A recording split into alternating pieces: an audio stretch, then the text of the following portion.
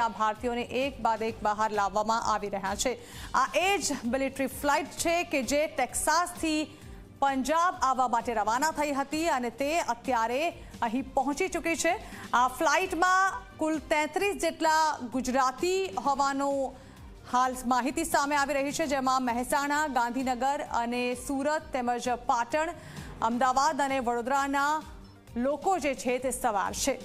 અમેરિકાએ જે લોકોને કાઢી મૂક્યા છે, જે લોકો ગેરકાયદે ઘૂસણખોરી કરી અને અમેરિકામાં ઘૂસી તેઓએ અમેરિકામાં રહેવાના અને ત્યાં જ પોતાના કરિયર બનાવવાના સપના જોયા હતા, તે સપના હવે ચૂર થઈ ગયા છે, કારણ કે હજુ તો આખું લાંબુ લિસ્ટ બાકી છે। 18,000 ગેરકાયદે લોકોને અહીંથી રવાના કરવાના છે, જેમાં જે પહેલું લિસ્ટ સામે આવ્યું છે તેમાં છે 205 જેટલા ભારતીયો, જેમાં સૌથી વધુ પંજાબ અને ગુજરાતના લોકો હોવાનું સામે આવ્યું છે। જે તસવીરોમાં લગાતાર અમે આપને જે ફ્લાઇટ બતાવી રહ્યા છે એ જ આર્મી ફ્લાઇટ છે કે જે મિલિટરી ફ્લાઇટ અમેરિકાના ટેક્સાસથી રવાના થઈ અને સીધી જ લેન્ડ થઈ છે પંજાબના અમૃતસર ખાતે। અહીંથી એક બાદ એક ભારતીયને ઉતારવામાં આવશે અને ત્યારબાદ તેઓની પૂછપરછ પણ કરવામાં આવી શકે છે અને તેઓને પોતપોતાના નિવાસસ્થાને મોકલવામાં આવશે।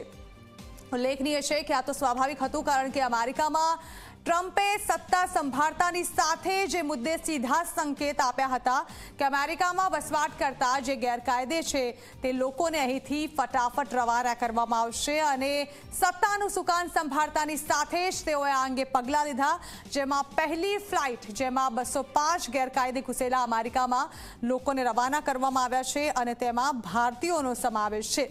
અમેરિકન એરફોર્સનું આ વિમાન તસવીરોમાં અમે લગાતાર આપણે બતાવી રહ્યા છે, જે અમૃતસરમાં લેન્ડ થઈ ચૂક્યું છે અને અહીંથી એક બાદ એક મુસાફરો જે છે જેમનું અમેરિકા રહેવાનું સપનું રોડાઈ ચૂક્યું છે તે લોકો છે, જેમના પરિવારજનો સાથે પણ અમે વાતચીત કરવાનો પ્રયત્ન કર્યો, પરંતુ પરિવારજનો આ અંગે કંઈ પણ બોલવા તૈયાર નથી। બે તસવીરો અલગ અલગ આપણે બતાવી રહ્યા છે, એક એરપોર્ટની અંદરની અને એક એરપોર્ટની બહારની તસવીર।